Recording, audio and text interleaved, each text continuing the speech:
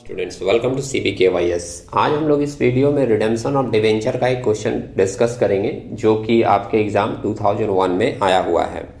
Question में आगे जाने से पहले आप लोगों को एक इन्फॉर्मेशन दे दें डिवेंचर के रिडेम्पशन से रिलेटेड। ये जो रिडेम्पशन ऑफ डिवेंचर का क्वेश्चन है अभी के समय में अभी के सिनेरियो में बता रहा हूँ जो कि 2025 एग्जाम के लिए स्टूडेंट जा रहे हैं, तो उन लोगों को ये चीज़ पता है कि डिवेंचर वाले चैप्टर में हम लोगों का बहुत वैरायटी ऑफ क्वेश्चन जनरेट होता है, जिसमें कुछ ऐसे क्वेश्चन हैं जो पूरे के पूरे जर्नल एंट्रीज वाले होते हैं। जैसे डिवेंचर रिडीम हो रहा है, ओपन मार्केट ऑपरेशन का सम्स है, तो उसमें आपको पूरा का पूरा जर्नल एंट्रीज ही मिलेगा।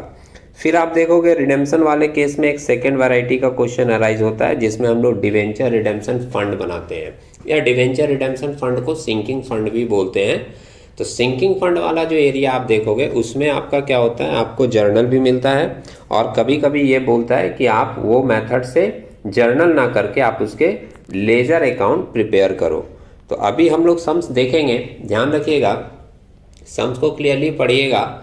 उसमें जो भी चीज़ मेंशन किया जाएगा कि आपको जर्नल करना है या लेजर करना है वो क्लियरली पढ़कर उसके बाद ही मूवमेंट शुरू कीजिएगा।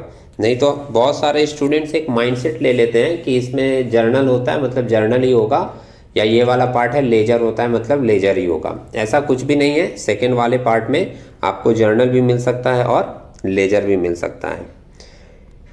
अभी रिसेंटली मैंने कुछ वैल्यूएशन ऑफ शेयर्स के भी क्वेश्चन डिस्कस किए थे। जैसे ये 2020 का क्वेश्चन आप देख रहे हो, ये 2021 का क्वेश्चन देख रहे हो, ये अभी मैंने रिसेंटली ही डिस्कस किया था। जो लोग फर्स्ट टाइम है वो लोग जाकर प्लेलिस्ट चेक करें, उसमें उनको number of question free of cost year solve discussion मिल जाएंगे। ये क्वेश्चन जो है ये आप देख रहे हो, ये रिडेम्पशन ऑफ डिवेंचर से रिलेटेड है, 2001 का क्वेश्चन। पहले हम लोग सम्स को पढ़ें, क्लियरली समझें, उसके बाद देखें। अभी आप नीचे का सॉल्यूशन देख रहे हो तो आपको समझ में आ गया कि इसमें लेजर बनाना है, लेकिन एग्जाम में भैया हमारे पास सम्स रहता है। बिना सम्स को केयरफुली पढ़े अगर कोई भी सॉल्यूशन में मूव कर जाएगा तो हो सकता है कि बाद में उसको काटना पड़े, और एग्ज़ाम में अगर काट के आप फिर से सम्स बनाते हो तो इतना समय आप लोगों के पास नहीं रहता और आपके ऊपर प्रेशर ज़्यादा क्रिएट हो जाता है। सम्स में देखिए मेंशन कर रहा है rainbow limited issued 10% of 9 lakh debenture with a condition that they should be redeemed by setting aside at the end of every year rupees 75,000 out of profit। अच्छा, एक बात मैं और बता दूं, ये रिडेम्पशन वाले पार्ट के लिए जो सिंकिंग फंड वाला सम्स रहता है या रिडेम्पशन ऑफ डिवेंचर वाला फंड रहता है, इसमें हम लोगों को जो जर्नल एंट्रीज फॉलो करनी पड़ती है उसमें सबसे पहला एंट्री यही बताता है जो यहाँ पे फर्स्ट लाइन में लिखा है। एक तो बता दिया कि 9 लाख का डिवेंचर इशू हुआ है, ठीक है। दूसरे लाइन में बताया कि इस 9 लाख के डिवेंचर को हम लोग कुछ सालों के बाद रिडीम करेंगे, जिसके लिए हम लोग हर साल 75,000 रुपये का एक फंड बनाएंगे। और ये फंड कहाँ से बनाया जाता है? ये फंड बनाया जाता है प्रॉफिट एंड लॉस से निकाल के, ठीक है। अब इस सारी चीज़ों के लिए कुछ जर्नल एंट्रीज पास होती है, तो आपको एटलीस्ट वो जर्नल दिमाग में होना चाहिए। अगर आप एटलीस्ट एक बार पढ़े हो तो फिर जब आपको यहाँ दोबारा बोला जाएगा तो वो चीज़ आपको समझ में आएगी। लेकिन जो बच्चे बिल्कुल भी नहीं पढ़े हैं, जरा भी रिडेम्पशन के बारे में उनको आइडिया नहीं है, तो उनको आगे की चीज़ समझ नहीं आएगी। इसलिए अगर कोई ऐसा पर्सन है जो ये डिस्कशन देख रहा है तो मैं उनको पहले ही बता दूं कि अगर आपने रिडेम्पशन के बारे में कुछ भी नहीं पढ़ा, आप कुछ भी नहीं जानते, तो फिर ये सॉल्यूशन आप मत देखिए, आपको समझ में नहीं आएगा, आप स्टॉप कर दीजिए, ठीक है। जिन लोगों ने थोड़ा बहुत पढ़ा है, रिडेम्पशन और सिंकिंग फंड की एंट्रीज एक बार भी पढ़ी है, उनको ही ये चीज़ समझ में आएगी। तो अब मैं आगे बढ़ूंगा। पहले लाइन में तो लिखा था 9 लाख का डिवेंचर इशू हुआ है, दूसरे लाइन में लिखा है कि इस रिडेम्पशन को करने के लिए हम लोग हर साल 75,000 रुपये का एक फंड तैयार करेंगे, और वो फंड हम लोग कहाँ से लेंगे? प्रॉफिट एंड लॉस अकाउंट से। अब आगे देखिए क्या बोल रहा है कि and investing the amount in 7% tax free government securities. Simple सी बात है कि अगर आप किसी काम करने के लिए कोई फंड बनाते हो तो वो फंड आप अपने पास रखोगे, कोई फ़ायदा नहीं होगा। आप उस फंड को क्या करोगे? कहीं पे इन्वेस्ट करोगे जहां से आपको इंटरेस्ट भी मिलेगा। तो ये 75,000 का जो फंड बन रहा है वो फंड हम लोग एक जगह इन्वेस्ट करेंगे, कहाँ पर इन्वेस्ट करेंगे? 7% टैक्स फ्री गवर्नमेंट सिक्योरिटीज़ में, जहाँ से हमको इंटरेस्ट भी मिलेगी। अब आगे बोल रहा है the interest receive at the end of every year should also be invested in the same securities. अच्छा, जब आप वहाँ पे पैसा जमा कर दोगे और आपको हर साल वहाँ से इंटरेस्ट मिलेगा 7% का, तो बोल रहा है कि वो इंटरेस्ट भी हम लोग वहीं जमा करते हुए चलेंगे। मतलब ऐसा नहीं कि इंटरेस्ट मिला तो निकाल लिए, नहीं, हमारा 75,000 हर साल जमा भी होगा और उस पर जो इंटरेस्ट मिलेगा वो भी उसी सिक्योरिटीज़ में हर साल इन्वेस्ट होता रहेगा।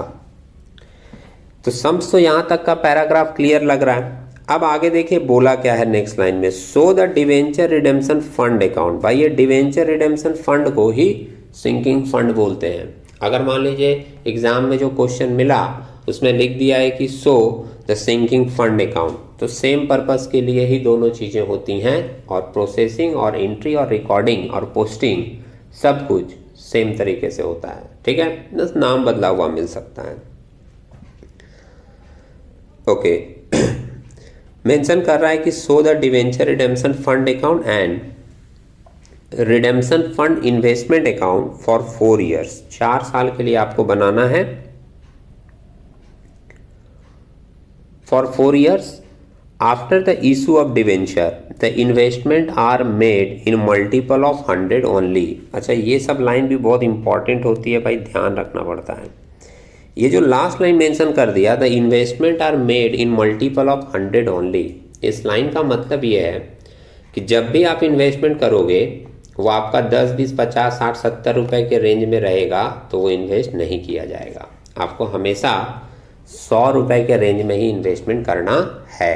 ठीक है, जैसे अभी आप सुनते हो कहीं कहीं पर बोलता रहता है कि म्यूचुअल फंड स्टार्ट कीजिए, म्यूचुअल फंड स्टार्ट कीजिए, 500 रुपये से भी कर सकते हैं।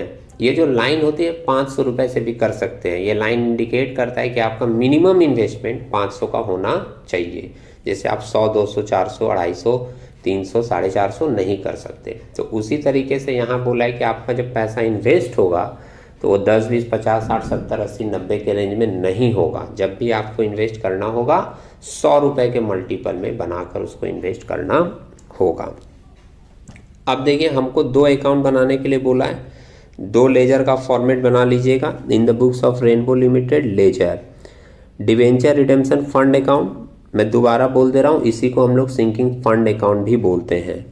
और दूसरा एक अकाउंट यहाँ पर बना दिया है debenture redemption fund investment account. ठीक है, केयरफुली सुनिएगा, स्टेप वाइज आपको चीज़ें समझ आएगी अगर थोड़ी बहुत जर्नल आपकी पढ़ी हुई है तो। हम लोग सबसे पहले ये जो 75,000 है इसको फर्स्ट ईयर में क्या करते हैं, फर्स्ट ईयर में प्रॉफिट से निकाल कर फंड में जमा करते हैं। तो इसकी एक एंट्री बनती है, ये जो 75,000 है वो बोल दिया है कहाँ से निकाल कर जमा होगा, प्रॉफिट एंड लॉस से। तो इसकी एंट्री बनती है profit and loss account debit to debenture redemption fund account. PL debit होगा और रिडेम्पशन फंड क्रेडिट जर्नल में। तो चूंकि जर्नल में रिडेम्पशन फंड क्रेडिट है इसलिए आप देखोगे कि पोस्टिंग में भी क्रेडिट साइड में पोस्टिंग कर दिया, क्या लिखकर, by profit and loss account लिखकर कितने का रिडेम्पशन कर दिया, जमा 75,000 का। ठीक, और ये 75,000 हम लोग इन्वेस्ट कर देंगे। तो जब हम लोग इन्वेस्टमेंट करते हैं तो उसकी एंट्री बनती है debenture redemption fund investment account debit to bank account. Investment debit होगा, बैंक क्रेडिट होगा। तो आप देखोगे इन्वेस्टमेंट के डेबिट साइड में टू बैंक अकाउंट बोलकर 75,000 का इन्वेस्टमेंट कर दिया गया है। ठीक, इस सम्स में प्रेजेंटेशन एक और भी बहुत अच्छा दिया है। क्या प्रेजेंटेशन अच्छा दिया है कि भाई सम्स में हमको बोला था कि 4 साल का आपको बनाना है लेजर, और ईयर कोई मेंशन ही नहीं किया, डेट कोई मेंशन ही नहीं किया। तो देखिए लिखने का तरीका क्या बनाया, 31 दिसंबर को ये ईयर एंड मान लिया गया है और इंटू 1, मतलब ये पहले साल का हो रहा है, दिख रहा है। 31 दिसंबर इंटू 1 का मतलब है कि ये पहले साल का रिकॉर्डिंग हम लोग कर रहे हैं। ठीक है, आप 31 दिसंबर के जगह 31 मार्च भी लिख सकते हो, कोई प्रॉब्लम नहीं है। अभी आपको एक चीज़ पता है कि लेजर में हम लोग कुछ भी पोस्ट कर देते हैं तो उसके बाद हम लोग उसको टोटल करते हैं, और टोटल करके क्या करते हैं, बैलेंस CDBD। तो सिंपली आप देखिएगा कि फर्स्ट ईयर में इधर कर दिया टू बैलेंस CD टोटल, और उसी CD को सेकेंड ईयर में एक जनवरी को सेकेंड ईयर में बाई बैलेंस BD करके उतार दिया कितना 75,000। उसी तरीके से यहाँ पर डिवेंचर रिडेम्पशन फंड इन्वेस्टमेंट का डेबिट में था 75,000, क्रेडिट साइड में बाई बैलेंस CD कर दिया गया और टोटल करके फिर सेकेंड ईयर यहाँ बैलेंस उतार दिया गया टू बैलेंस BD करके कितने का 75,000 का। फर्स्ट ईयर का कहानी बहुत ईजी है। अब सेकेंड ईयर से देखिएगा क्या हो रहा है। सेकेंड ईयर में क्या होगा कि जब आप इन्वेस्टमेंट किए हो तो आपको सबसे पहले मिलेगा इंटरेस्ट। ठीक, इंटरेस्ट जो मिलता है उसकी दो एंट्री होती है। पहली एंट्री होती है इंटरेस्ट रिसीव करने की और दूसरी एंट्री होती है उसको ट्रांसफ़र करने की। तो जब हम लोग इंटरेस्ट रिसीव करने का करते हैं तो एंट्री होता है bank account debit to interest on debenture redemption fund investment account. ठीक, सिंपल बोल सकते हैं bank account debit to interest account, ये रिसीव का एंट्री होता है। और दूसरी एंट्री होती है इस इंटरेस्ट को ट्रांसफ़र किया जाता है। तो ट्रांसफ़र की एंट्री होती है interest account debit to debenture redemption fund account. यहाँ डिवेंचर रिडेम्पशन फंड क्रेडिट हो रहा है, इसलिए आप देखोगे क्रेडिट साइड में बाय इंटरेस्ट करके दिखा दिया गया कितना 5250। ठीक है, इसके बाद फिर at the end of the year वो 75,000 का फंड जमा होगा। तो फिर से बाय PL अकाउंट करके वही फर्स्ट ईयर वाले के तरीके से बाय PL अकाउंट करके 75,000 जमा हो गया, फंड क्रिएट हो गया। टोटल कर दीजिएगा तो टोटल आपको मिल जाएगा, क्रेडिट साइड का यहाँ टोटल करेंगे तो मिल जाएगा 155,250। यहाँ पर टू बैलेंस CD करके 155,250 कर देंगे, टोटल सेकेंड ईयर कंप्लीट। अच्छा, सेकेंड ईयर में अब आप इन्वेस्टमेंट पे ध्यान दीजिएगा। इन्वेस्टमेंट हम लोग कितना करने के लिए बोला गया था, तो ये 5,250 इंटरेस्ट और 75,000 जो हम लोग कंट्रीब्यूशन रखे हैं, ये दोनों जोड़कर आप जोड़ोगे तो आपको वैल्यू मिलेगा 80,250 का। अब ये 80,250 हम लोग इन्वेस्ट करने जा रहे हैं। तो सम्स का ये लास्ट वाला लाइन ध्यान में रख लीजिएगा कि सम्स में मेंशन किया था कि आप फ्रैक्शन में नहीं जमा कर सकते, आपका इन्वेस्टमेंट हमेशा मल्टीपल ऑफ 100 में होगा। तो हमारे पास जो ये 80,250 का वैल्यू आया, इस 80,250 के जगह हम लोग इन्वेस्टमेंट करेंगे 80,300। ठीक है, अब आप देखो इन्वेस्टमेंट के लिए सेम एंट्री सेकेंड ईयर में यहाँ लिखा है 31 दिसंबर को इन्वेस्टमेंट कर रहा है कितने का, टू बैंक अकाउंट 80,300। मैं फिर से रिपीट कर दूं, जिन लोगों ने ध्यान से नहीं सुना होगा, कि हम लोगों का ये 5,250 इंटरेस्ट और कंट्रीब्यूशन का 75,000 ऐड करके वैल्यू आएगा 80,250 का। लेकिन हम लोगों को बोला गया था कि ये 50, 60, 70 के रेंज में आपको इन्वेस्टमेंट नहीं करना है, आपको उसको 100 रुपये बना के करना है। तो 80,250 के जगह हम लोग इन्वेस्टमेंट करेंगे 80,300 का। तो इसलिए यहाँ पर सेकेंड ईयर में जो टू बैंक करके दिखाया गया वो कितने का इन्वेस्टमेंट किया गया, 80,300 का। समझ रहे हैं? जो लोग सम्स को केयरफुली नहीं पढ़ते हैं ना, उनके मन में एक क्वेश्चन आ जाता है कि वहाँ तो पैसा 250 आ रहे हैं, 300 कैसे लिख दिया। अगर आप लैंग्वेज को सम्स का क्लियरली पढ़े हो तो आधी चीज़ें आपके वहीं पर क्लियर हो जाती हैं। अब सेकेंड ईयर का इसका भी टोटल कर दिए भाई, तो 75,000 और 80,300 मिलाकर हुआ 155,300 और इधर भी लिख दिए बाय बैलेंस CD 155,300। CD को फिर थर्ड ईयर में यहाँ पर टू बैलेंस BD करके दिखा दिया गया 155,300 का। अब देखिए थर्ड ईयर का हमको फिर सेम प्रोसेस अब फॉलो होगा। अगर आप पहला साल दूसरा साल समझ गए तो तीसरे साल और चौथे साल भी आपको सेम प्रोसेस फॉलो करते हुए चले जाना है। ठीक है, एक और बात है कि अगर जर्नल सेम बन रहा है तो लेजर पोस्टिंग भी सेम होगी। तो पहले साल जो पोस्टिंग हुई है सेकेंड ईयर भी वही पोस्टिंग होगी, थर्ड ईयर भी वही पोस्टिंग होगी। अगर आप पहले साल और सेकेंड ईयर की चीज़ों को समझ गए हो तो थर्ड ईयर और फोर्थ ईयर में सेम पोस्टिंग करते चले जाइए और टोटल बैलेंस CD BD करते चले जाइए। अब देखिए थर्ड ईयर में यहाँ बाय बैलेंस BD लिखा, फिर बाय इंटरेस्ट निकालेगा, एंट्री सेम होगा तो रिकॉर्डिंग भी सेम होगी। बस कैलकुलेशन आप खुद करके देखिएगा कि ये इंटरेस्ट का 10,871 ये कैसे निकाल दिया भाई। तो आप यहाँ पर देखोगे इंटरेस्ट आपको मिलता है इन्वेस्टमेंट के ऊपर। थर्ड ईयर का आपका बैलेंस यहाँ पर दिखा रहा है इन्वेस्टमेंट में 155,300 दिख रहा है। 155,300 का आप 7% जो आपका इंटरेस्ट का रेट है वो निकाल कर देख लीजिए। तो 155,300 का जब आप 7% निकालोगे तो आपको वैल्यू मिल जाएगा कितने का, 10,871। और जो कंट्रीब्यूशन है वो हर साल होगा ही, बाई पीएल अकाउंट बोलकर 75,000 दिखा देंगे। इसके बाद इधर क्रेडिट जोड़कर वैल्यू आ गया 241, 121, इसको यहाँ पर टू बैलेंस सीडी करके थर्ड ईयर का अकाउंट भी क्लोज कर दिए। थर्ड ईयर में जो हम लोग का इंटरेस्ट आया है 10,871 और पीएल का बैलेंस है 75,000, इन दोनों को ऐड करके हम लोग इन्वेस्टमेंट फिर से कर देंगे। तो अब इस बार का इन्वेस्टमेंट देखिएगा 75 और 10 85 हो जाएगा, 85,871 हो रहा है, ये दोनों को जोड़कर 85,871। इसको हम लोग फिर से 100 के मल्टीपल में लाकर 85,900 का इन्वेस्टमेंट थर्ड ईयर में कर देंगे, जो कि यहाँ आप देख रहे हो टू बैंक अकाउंट बोलकर थर्ड ईयर में दिखा दिया गया 85,900 का। अब हम लोग इसको भी टोटल कर दें थर्ड ईयर में, तो ये थर्ड ईयर ऐड करके 2,41,200 आ रहा है। बाई बैलेंस सीडी कर दिए 241,200। फोर्थ ईयर में उतार दिए इसको 241,200। अब इस साल जो इंटरेस्ट मिलेगा वो हमको 241,200 पे मिलेगा। तो 241,200 का आप 7% इंटरेस्ट निकाल कर देख लो। फोर्थ ईयर में बाई बैलेंस बीडी यहाँ पर दिखाया है, इसके बाद बाई इंटरेस्ट, ये इंटरेस्ट का कैलकुलेशन आप दिखा दीजिए, और बेटर है कि इंटरेस्ट का कैलकुलेशन ब्रैकेट में आप करके दिखाइएगा।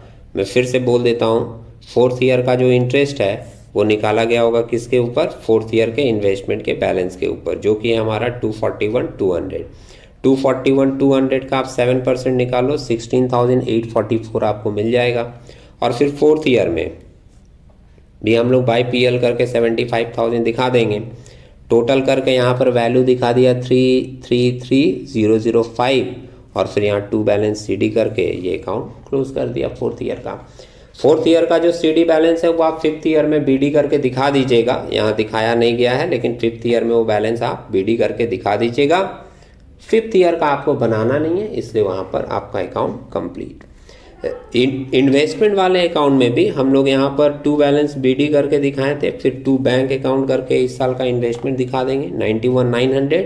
अब ये 91,900 कैसे आया मैं आपको बता दूं कि ये जो फोर्थ ईयर का इंटरेस्ट है 16,884, उसमें आप प्लस कीजिएगा 75,000 कंट्रीब्यूशन वाला, दोनों जोड़कर इन्वेस्टमेंट हो रहा है हर साल, तो ये जोड़कर आपको वैल्यू मिलेगा 91,884।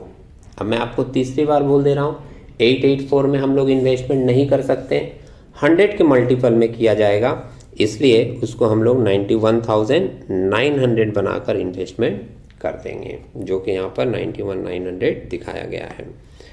अब इसके बाद इसको भी हम लोग टोटल करके बाई बैलेंस सीडी कर दिए 333,100, और ये 333,100 का सीडी बैलेंस आप लोग फिफ्थ ईयर में बीडी करके दिखा दीजिएगा।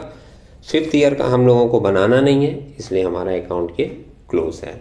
ठीक है, तो उम्मीद है आप लोगों को कैलकुलेशन समझ में आई होगी। कैलकुलेशन खुद से करके देखिए, और इस सम्स को अगर आप नोट करके करेंगे तो चीज़ें आपकी और ज़्यादा क्लियर होती हुई दिखेंगी। हम लोग इसी तरीके के कुछ नए डिस्कशन के साथ, या हो सकता है कि ये जो 2003 वाला सम्स आपको दिख रहा है ना यहाँ पर, ये 2003 वाले सम्स में ही इसमें कुछ और नया भी है, तो ये वाले सम्स के डिस्कशन के साथ हम लोग नेक्स्ट वीडियो में मिलेंगे। तब तक के लिए take care, all the best.